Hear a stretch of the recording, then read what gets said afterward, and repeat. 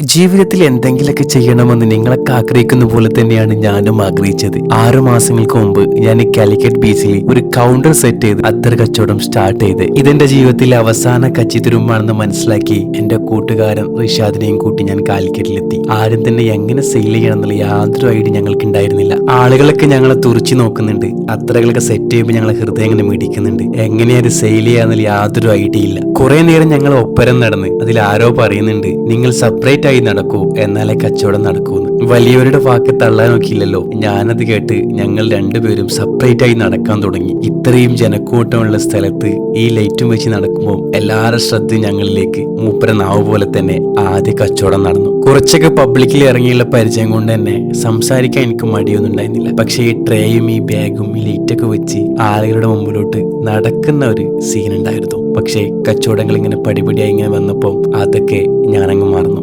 ഇടയ്ക്കിടയ്ക്ക് ഞാൻ കൂട്ടുകാരന് ഫോൺ ചെയ്യും, എന്തായി വല്ലതും നടക്കുന്നുണ്ടോ, ഓന് കുഴപ്പമില്ല എന്നുള്ള മറുപടിയാണ് വരാറ്. അന്ന് ഞങ്ങൾ മടി കാണിച്ച് ബീച്ചിന്റെ ഒരു ഓരത്തിരുന്ന് ആ സാധനം പെട്ടിയിലാക്കി വീട്ടിലോട്ട് പോയിരുന്നെങ്കിൽ ഇന്നീ കാണുന്ന രൂപത്തിലേക്ക് ഐമൻ എന്ന് പറയുന്ന ഈ കൺസെപ്റ്റ് ഉണ്ടാവില്ലായിരുന്നു. ജീവിതത്തിലായാലും ബിസിനസ്സിലായാലും നാം എടുത്തു വെച്ച കാൽ അത് പിന്നോട്ടെടുക്കാതെ മുന്നേറുക. സ്ട്രീറ്റിൽ നിന്നും ഐമൻ എന്ന് പറയുന്ന നമ്മുടെ പെർഫ്യൂം ബ്രാൻഡിന്റെ വളർച്ച കാണുവാൻ ഫോളോ ചെയ്ത് കൂടെ കൂടുമല്ലോ.